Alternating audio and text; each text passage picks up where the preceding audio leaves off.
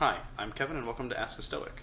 Today's question is a continuation on the video series on Stoic vocabulary, and today's word is Pathe in the plural or Pathos in the singular.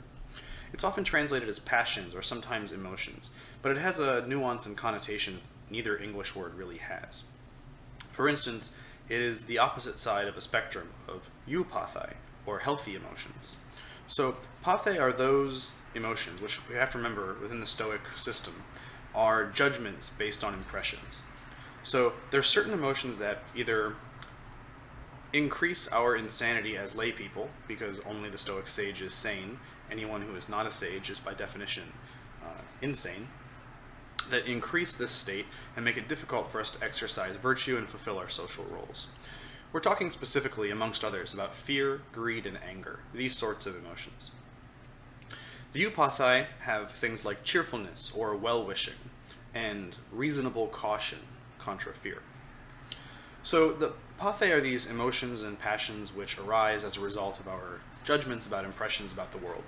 We view an external object as harmful to us, and therefore we have a reasonable and natural response to it. These are also distinguished from proto-passions, which are physiological and anatomical responses to the environment, which occur in the body prior to the ability to attach value judgments to them. For instance, a loud sound might cause someone to startle, might cause their pupils to dilate, their eyes to widen, their heart to begin to pump faster to prepare for fight or flight.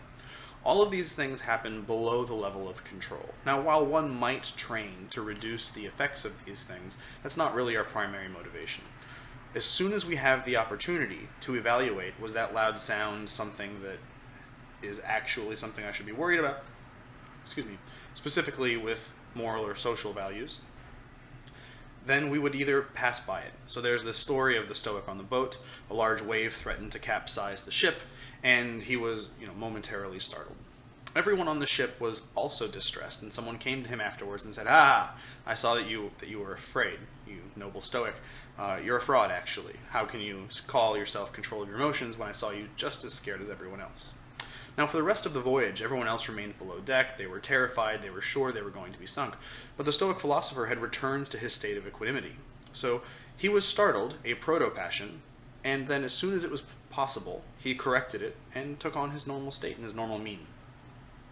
So that's what we're looking at. So we need to separate pathe from eupathae and proto-passions.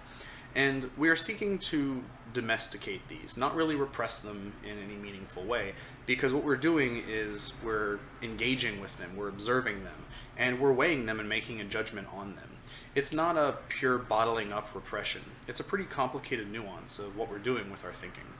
And ultimately that's what we're doing. We are living our lives intentionally with a certain kind of attention and focus that lets us weigh these things and make judgments, and hopefully then interact with the world as more virtuous, more socially assistive and helpful creatures while we're on this planet.